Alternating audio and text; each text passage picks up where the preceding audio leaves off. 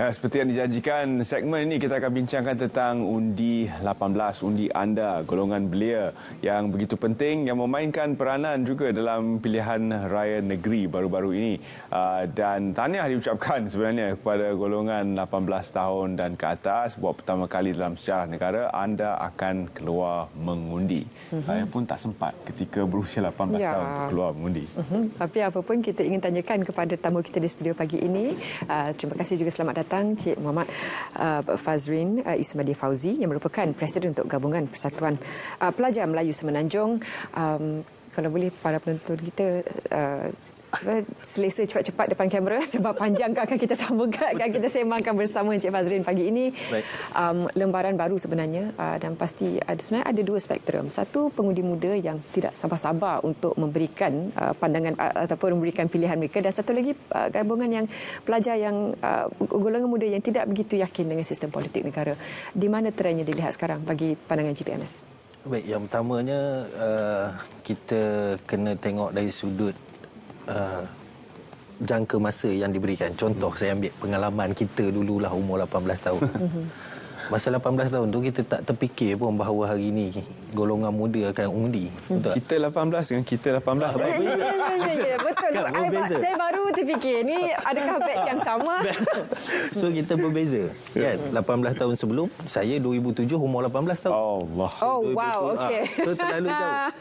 Pada waktu dan ketika tu, pengalaman saya rasa, saya fikirkan kita banyak, kalau dah start PRU lah kan, kita gantung bendera kan, tapi tak memikirkan satu sistem demokrasi. Kita belum fikir lagi. Ia lebih kepada macam menjadi sebahagian daripada bukan perayaan, tapi macam sesuatu peristiwa. Betul. Kan?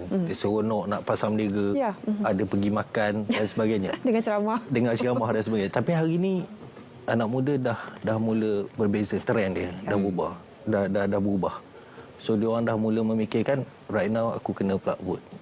Itu antara perbezaan dulu dengan sekarang. Trend nak kata pelajar ke mahasiswa ke belia ke yang nak mengundi, ada yang setengah tak tahu nak mengundi. Dia orang pun untuk fikir siapa yang tawaran elok dan sebagainya. Dan benda-benda ni ambil keterlibatan dia orang. Sama ada dia orang fikir kalau aku tak undi kan jadi lain pula. Dalam masa yang sama ada tawaran yang tak menarik pun pergi. Biarlah, malas fikir. Itu dua trend yang berbeza lah sekarang. Jadi sebenarnya mereka sudah pun bersedia untuk mengundi sebab di IPTA, IPTS juga ada pengundian untuk calon-calon seperti Presiden, mahasiswa, Presiden NTTA, TTB dan sebagainya. Jadi mereka telah bersedia dan kenal dengan proses pengundian ini. Namun apakah sebenarnya tawaran untuk pihak yang berkata bahawa saya tak nak mengundi, saya tak nak keluar langsung, saya tak nak ambil kisah pun. Undi siapa pun sama je. Itulah yang sering mereka canangkan. Ini perkara pokok yang menarik. Yang pertamanya kita kena lihat dari sudut tawaran yang parti-parti politik tertentu yang menjanjikan sesuatu. Contoh PRU 14 kita dah tengok macam-macam janji, tawaran itu ini. Misalnya lah kata pasal PTPN nak hapus, PTPN nak dihapuskan dan sebagainya. Tapi hari ini tak berlaku benda tu. So ini adalah golongan-golongan yang dah terdedah dengan perkara-perkara tu. Seperti mana Das maksudkan tadi, di peringkat universiti, yes, memang kita dah diajar secara demokrasi. Even though masa kita sekolah pun dulu, kita pilih ketua kelas pun dah undi dah sebenarnya kan. Dah mula secara sikit demi sikit. Tapi hari ini anak muda dia nak tengok ke arah yang lebih jelas. Dia nak lihat apa yang dia perlu dapat. Keadaan ekonomi aku macam mana nanti? Keadaan hidup aku, kejayaan aku macam mana nanti? So anak muda sekarang dah mula fikir benda tu. Dulu kita tak fikir lagi perkara-perkara ni. Mungkin itu ada sedikit apa yang dimaklumkan. Kalau dia ambil contoh, saya terpaksa guna Australia lah, yang bila mana golongan muda mereka masa usia remaja pun diberikan pendedahan juga ilmu tentang pentingnya demokrasi, mengapa pandangan mereka penting, mengapa pilihan mereka penting, bagaimana ini dilakukan di Malaysia, kalau boleh dilakukan di Malaysia tanpa dipengaruhi oleh aspek politik. Faham. Yang pertamanya dari sudut pendidikan, khususnya kita dah kena ada silibus-silibus tertentu. Dan bila dah ada perkara-perkara ni, saya tak nak pula nanti dimomokkan cikgu-cikgu ni. bila dia ajar subjek tertentu ni tambah sos. Ada tambah sos. Dan benda-benda ni kita kena ambil lihatlah dan bagi autoriti pada guru untuk mengajar subjek-subjek tu. Tak banyak, mungkin sikit sebagai pendedahan. Tetapi dalam masa yang sama, contoh kita ambil ada isu pengajian seks dan sebagainya yang seolah-olah dah jadi isu. So bila kita nak melaksanakan silibus-silibus begini, kena ada satu mekanisme ataupun ketetapan bahawa perkara ini bukannya satu penghasutan ke apa-apa lah yang berkaitan, supaya guru pun selesa untuk mengajar topik-topik begini. Dan neutral. Correct. Kalau kata dari segi pilihan raya nak mematangkan anak muda macam mana nak mengundi, saya rasa kalau parti politik dia dah tahu dah ada konflik interest dia. Tapi mungkin SPR boleh ambil satu peranan kan untuk mendedahkan, sebab dia orang badan bebas. Itu mungkin kaedah-kaedah tertentu. Kerana jika tidak, mereka akan mendapat sumber daripada media sosial. Wajib. Ya, TikTok dan sebagainya. Jadi ini adalah cara mudah untuk memberi info kepada golongan muda, namun ia juga cara mudah untuk memutarbelikkan fakta dan mungkin memesongkan sesuatu untuk anak muda faham. Jadi bagaimana untuk anak muda lebih celik tentang pengamatan media sosial? Yang ni adalah satu ke arah orang lihat media sosial ni memang satu platform yang tak ada siapa boleh sangkal lah. Segala info semua dalam ni. Tetapi bagi anak muda yang ada sekarang ni, saya rasa mereka pun dah ada pengalaman. Bab mengundi ni, bab tawaran ni, diorang pun dah mula fikir tentang diri diorang kan. Tapi nak tak nak, pilihan kena buat. Pilihan kena buat. Betul. Mengundi itu adalah satu perkara yang bagi saya wajib lah. Ya, wajib. Kalau tidak, daripada kita yang tidak mengundi ni, ini yang akan menjadikan masa depan diri sendiri tumbang ambing. Itu yang saya lihat lah. Dilihat juga kita memang taburan ataupun pecahan menteri-menteri ataupun pemimpin-pemimpin yang semakin muda kita dapat lihat semakin banyak, dan kalau dibandingkan dengan negara-negara Skandinavia misalnya PM usia 35 tahun 36 tahun, dan apakah dengan memberikan pilihan kepada usia awal begini untuk memilih juga membantu kita untuk membentuk pemimpin itu pada usia yang awal? Baik, satu trend yang bagus, satu kematangan yang bakal berlaku. Sudah semestinya kalau kita ambil populasi sekarang, kenaikan sebanyak 50% tak silap saya, pengundi baru. Bila kenaikan ni berlaku, bermakna orang panggil kita punya naratif untuk negara maju ke depan akan berubah. Landscape dimensi akan berubah. Totally berubah. Sebab 50% daripada golongan muda. Apa yang golongan muda nak, apa yang golongan muda inginkan, inilah yang akan dijadikan satu orang panggil direction, hala tuju ataupun tawaran yang nak diberikan. Pada masa yang sama, tawaran-tawaran ni pula, kehendak-kehendak mereka ni untuk ke negara yang lebih maju lah. Maksudnya kerajaan kena tengok. So perubahan tu akan berlaku. So tu antara perkara yang kerajaan, bukan kerajaan lah, maksudnya parti politik kena tengok, kena ambil. Sekarang ni orang politik dia takut sikit dengan golongan sebab dia tak tahu apa orang muda nak. Dulu kalau mak ayah kita duduk kat kampung, dah tahu dah. Cukup makan, cukup minum, jalan.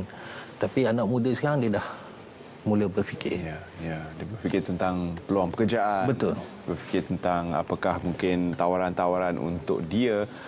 Dan seterusnya, kalau kita bincang secara sekali pandang begitu sahaja di media sosial, ramai yang sedang berfikir begini. Namun ini adalah kajian dan dapatan daripada Merdeka Center. 40% belia Melayu di Malaysia memilih untuk keluar mengundi sekiranya pilihan raya umum ke-15 diadakan dalam masa terdekat.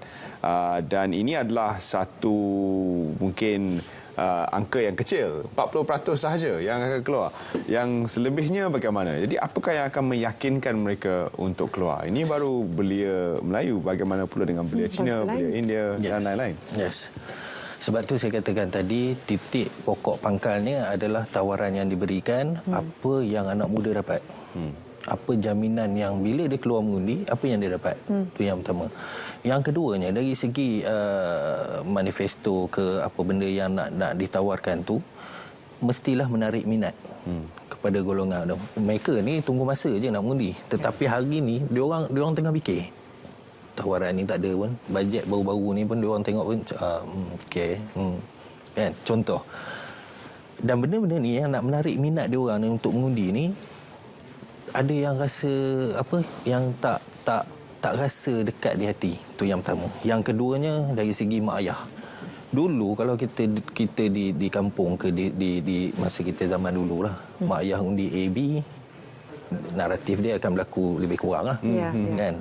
Ada yang ambil ia pot, tidak dicabar oleh. Tak dicabar. Sekarang ni beza ke? Ya, betul. Dia tengok dia dah ada phone dan sebagainya, dia dah boleh tengok. Wak Ima ayah ataupun ibu dia memilih certain parti, tetapi dia boleh memilih apa yang dia nak. Dan tidak semestinya dalam pilihan raya A dia pilih A, bermaksud dia akan setia dengan A sepanjang masa. Tak mungkin. Boleh berubah juga. Boleh berubah. Ini adalah naluri orang muda. Betul. Tidak mudah untuk dikawal lah. Betul. Apakah resepi untuk parti-parti politik bergerak ke hadapan dalam menuju pilihan raya? Apakah strategi yang mungkin perlu mereka catur untuk menangkap minat dan juga undi daripada golongan muda? Saya lihat yang pertamanya ketulusan lah, kejujuran. Yang ni anak muda dah mula tengok, mula lihat. Mereka dah tak ingin dengar tentang asut, mengasut, dendam, menendam dan sebagainya. Diorang nak tahu apa yang diorang dapat, diorang nak tahu mana negara ni nak bawa, dan diorang nak tahu apa dasar yang nak dibuat. So parti politik yang ada, itulah menjurus. Dia dah tak fikir selepas ni saya takut, kan? Tak ada apa-apa alternatif ataupun insentif yang dekat dengan diorang, akhirnya diorang boikot semua. Itu yang lagi kita takut. Maka parti politik pun kena ambil pendirian, pendekatan bahawa selepas ini anak muda dah pandai berfikir, kita perlu tawarkan sesuatu yang lebih realistik, saya rasa. Itu antara perkara. Juga kita ingin kongsikan dengan para penonton bila mana kenyataan telah pun dikeluarkan oleh Suruhanjaya Pilihan Raya Malaysia, bila mana sehingga 17 Oktober 2022 semalam SPR telah pun menerima surat pemakluman untuk pembubaran Dewan Undangan Negeri, Dewan Negeri yang ke-14 bagi 3 negeri, itu Negeri Pahang bertarikh 14 Oktober, Perlis 14 Oktober, juga Negeri Perak bertarikh 17 Oktober daripada YB Speaker Dun masing-masing. Bagaimana untuk golongan muda yang baru saja diberikan kebolehan memilih seperti ini, supaya mengenali lebih lanjut apa pentingnya setiap proses itu, supaya setiap langkah itu mereka fahami dan bukan sekadar pergi undi semata-mata kerana mereka mendapat pilihan tersebut? Baik, yang pertamanya untuk golongan muda, nak macam saya sebutkan tadi, pilih, wajib pilih. Dan kita ingat mengundi ni dia 5 tahun sekali. Dia bukan macam nak berkahwin seumur hidup. Sekali seumur hidup. InsyaAllah. Bermaksud pilihan yang kita buat tu, kita dah tahu kalau kali ni kita pilih, 5 tahun lagi kita dah tahu boleh pilih lagi ke tak. Tetapi semasa nak memilih tu, kita sendiri dah boleh tengok apa janji, tawaran, apa kehendak kita sendiri, apa yang kita inginkan. Kalau kata benda tu suit dengan apa yang kita nak, apa yang kita suka, maka kita boleh nilai daripada situ. Itu yang pertama. Tapi yang kedua, kita kena tengok dari sudut kestabilan yang sedia ada. Adakah ini sesuai, parti ini sesuai ataupun parti ini. Itu terpulang lah. Sebab yang ni adalah pemilihan masing-masing, pilihan masing-masing. Mungkin ada setengah anak muda dia pilih calon tu sendiri. Ada setengah anak muda dia mungkin pilih parti itu sendiri, berkemungkinan. So perkara-perkara ni bagi saya anak muda kena begitu celak, jangan ambil mudah, dan juga jangan orang panggil ambil benda tu secara terus. Kena fikir, kena nilai dan lihat apa yang dah berlaku sebelum-sebelum ni. Dalam penggal ini, penggal yang sepatutnya 5 tahun ini, kita telah ada 3 orang Perdana Menteri. Adakah orang muda sedar bahawa tanggungjawab mereka untuk pastikan bahawa senario ini tidak berulang sama sekali, supaya kita ada 1 Perdana Menteri saja untuk 1 penggal, dan kemudian jika ingin diubah maka kita ubah. Betul. Tapi janganlah berlaku situasi di mana kita ada 3 kerajaan dalam 1 penggal dan sebagainya.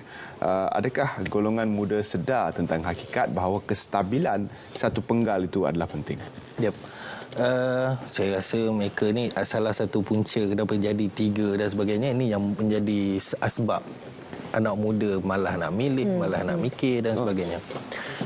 So nak tak nak, anak muda kena lihat ini yang dah berlaku, sejarah dah ada di depan mata kita, berlaku di zaman kita. Maka kita sebagai pengundi kena turun selepas ni, kena turun mengundi selepas ni.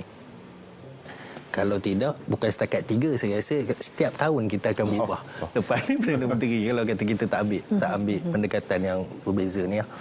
Dan sejarah ni bagi saya, anak muda dah faham bahawa kalau aku tak turun mengundi, maka ini akan berlaku.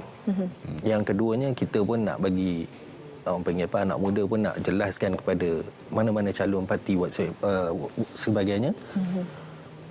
Buatlah keputusan yang tepat dan janganlah terlalu mengikut kehendak. Tak kisahlah apa pun, tapi demi negara dan juga anak muda sekarang nak tahu apa yang diorang dapat, itu saja. Adakah anak muda memilih berdasarkan parti atau calon? Okey, itu saya kata tadi ada 2 kaedah. Mungkin tengok parti. Yang kedua, yang memang selalu tengok media sosial ni, calon pun akan jadi kategori tertentu lah. Dia orang akan nilai daripada situ. Saya rasa anak muda sekarang dia variety, dia variable, dia boleh nak milih ikut dia. Mak ayah sekian, anak tak mungkin. Cik Fazrin, sentimen parti pastinya inginkan sekiranya calon itu tidak lagi bertanding di satu kawasan diganti dengan calon lain, kesetiaan masih pada parti. Tapi sekiranya anak-anak muda kita membesar dengan calon tersebut, MP tersebut, bagaimana sekiranya MP itu beralih ke tempat lain ataupun tidak bertanding, sejauh mana ia memberi kesan kepada anak muda yang telah menyaksikan bagaimana pengaruh beliau sekiranya positif? Betul. Perkembangan tu saya rasa, contoh saya ambil saya sendirilah kan. Zaman saya lahir je, keluar kan. Dah lahir saja tahun tu 1989, Dr. Mahathir Tun. Tu sampai ke anak saya yang sulung Tun lagi. So bila kita lihat perkara tu, bagi saya perkembangan tu, bagi anak muda ni kalau tengok benda yang sama, dia jadi tepu kadang-kadang kan? Dia tak nampak apa kelebihan ke depan. Wa ima kalau positif sekalipun, tetapi dari segi apa yang diorang dah pegang selama ini, mesti nak ada satu pembaharuan, mesti nak orang panggil apa, nak lihat apa langkah yang terbaik. Dan golongan anak muda pun nak juga berada di satu kedudukan tertentu. Takkanlah sampai 100 tahun pun masih lagi nak ni kan. So itu benda-benda yang anak muda nak tengok juga. Apakah masih ada ruang yang semakin banyak untuk pemimpin muda ataupun calon muda untuk mengambil tempat dalam sistem ini? 50% dah kita tahu pengundi yang baru. 50% ni adalah golongan anak muda. Dan saya rasa kerajaan pun dah kena tengok nanti, dan pemimpin parti politik pun dah kena tengok nanti, tawaran calon mereka tu mestilah ke arah ni. Dan dalam masa yang sama, saya rasa pagi tadi ada keluar satu statement, kena ada had umur, limit. Ya, setuju. Betul. Takkanlah. Tu yang pertama. Yang keduanya, asyik-asyik anak beranak je. Mungkin dah kita kena, kita ada 32 juta rakyat. Takkan kelompok-kelompok ini sahaja yang mampu untuk takbir negara. Mungkin tak boleh buat itu, tak apa, tak setuju dan sebagainya, terpulang.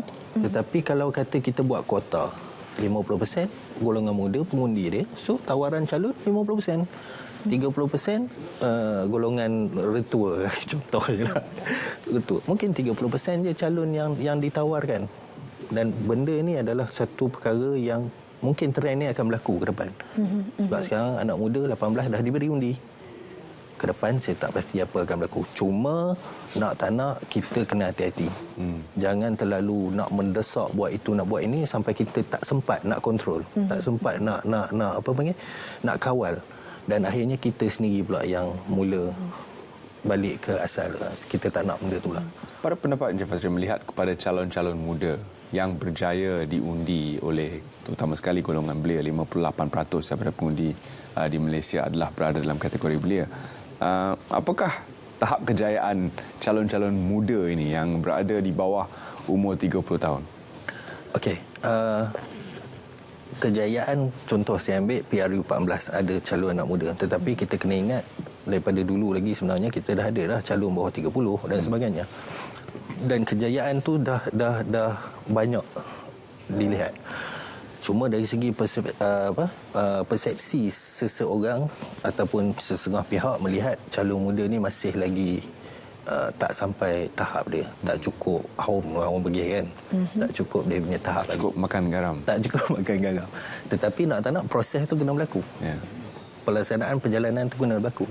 Saya tak nampak kata apa yang menteri-menteri muda yang ada ataupun calon-calon parlimen yang ada muda sekarang yang ada tak berjaya. Contoh kita ambil kekanda saya, Sarah Timbalan, Menteri Kewangan. Okey.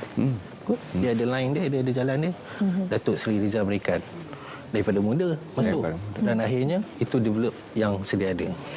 Apakah barangkali bila Encik Fazrin sebutkan tadi, selain daripada orang itu saja, anak beranak sahaja, apakah barangkali juga bila calon-calon yang berada dalam persekitaran keluarga ini, mereka telah melihat tugas-tugas ayahanda mereka dari awal, membolehkan mereka memahami tugas itu dengan lebih cepat. Jadi sebab tu faktor keluarga itu kadang-kadang menjadi sama ada membantu ataupun menyusahkan mereka untuk bertanding. Saya lihat tu satu perkara yang diorang dapat pemahaman tu segera sebab mereka dah duduk dalam kelompok tu. Tetapi akhirnya diorang pun tahu kesusahan apa yang berlaku terhadap individu dan calon wakil-wakil tersebut. Dan ini pun memberi impak bahawa mereka pun nak ke arah tu. Kan? Tetapi kita kena lihat pelbagai sudut juga. Yang mana kalau katalah ditakdirkan satu hari nanti siapa nak jadi calon, kalau kata ayah dah jadi calon, anak tak boleh jadi calon. Contoh. So ini memberi impak juga kepada orang lain. Tak semestinya golongan tentu. Sebab apa? Skop tu mereka di dalam satu tempurung yang sama. Di bawah payung yang sama.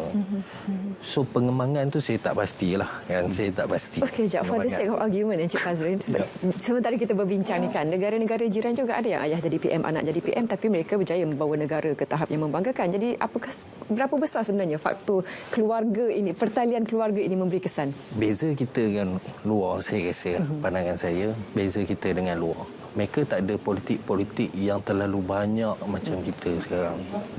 Mereka ada satu struktur, mereka ada satu jalan, itu saja. Tapi di Malaysia berbeza. Malaysia terlalu open, terlalu terbuka. Tapi benda tu menarik sebab itulah demokrasi negara kita yang kita kena faham dan kita kena sanjung.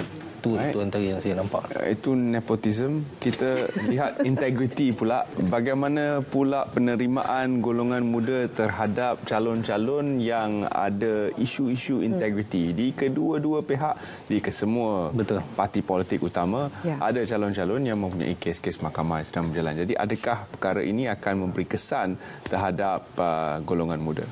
Saya rasa kesan dia cukup besar. Kan, sekiranya mana-mana wakil parti meletakkan calon-calon yang mempunyai masalah-masalah sebegini, dia akan memberi kesan sama ada melibatkan parti ataupun calon tu sendiri. Apatah kalau misalnya calon tu masih lagi ada kes yang berlaku di mahkamah dan sebagainya, itu lagi impak yang cukup besar. Dan saya lihat macam saya cakap, anak muda sekarang nak ketulusan, nak satu keyakinan, nak satu pemimpin yang betul-betul ada integriti dia sendiri. Dan ini adalah skop ataupun perkara yang wakil-wakil parti kena tengok.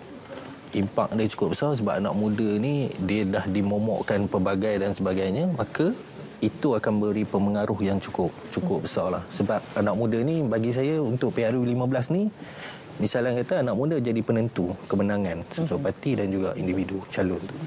Saranan Encik Fazrin kepada mereka yang bertanding, juga kepada anak muda, supaya meneliti setiap tawaran itu dengan matang dan supaya realistik. Dulu ramai yang berharap PTPTN dilakukan sebegini-sebegini, tapi tidak berlaku.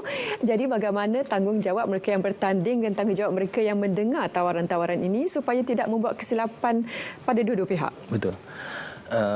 Salah satu yang saya takut pasal PTPTN dulu janji macam tu, golongan yang dimakan, dimomok dan mengundi pada waktu dan kita confirm arahnya nanti masa mengundi. Itu yang pertama. Tu yang golongan yang dah mengundi. Tapi yang baru ni masih tunggu masa. Tunggu masa untuk mana yang dia nak bash dan sebagainya. Tapi bagi saya mudah macam ni, saranan saya ataupun pada pandangan saya, sebagai anak muda, nak tak nak kita kena mengundi. Kita kena pilih akhirnya. Sebab kita adalah penentu. Ibarat macam satu payung. Kita ambil payung ni, hujan lebat ni. Tapi dengan payung ni, bila kita berada di tengah-tengah hujan, insya-Allah dia boleh masih lagi memayungi kita. Tetapi tetap juga basah sedikit dan sebagainya. Tapi kalau kita tak ada payung tu, maka tak berlakulah. Habislah basah lencun apa semua berlaku. Tapi dengan payung tu, maksudnya dengan mengundi itulah sedikit sebanyak memayungi kita. Ini bukan iklan untuk calon parti-parti. Bukan. Ini untuk anak muda Ini supaya untuk lebih muda. dekat dengan proses pentadbiran negara. Terima kasih Encik Fazril kerana sudi bersama kami dalam Sapa Pagi Malaysia.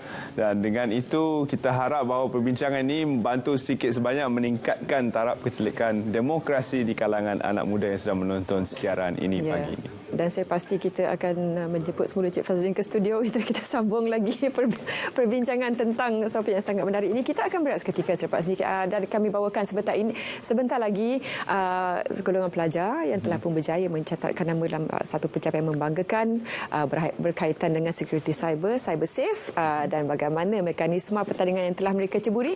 Kita akan bawakan selepas ini. Kita ke Konti untuk Continuous dan kembali bersama dengan anda sebentar lagi.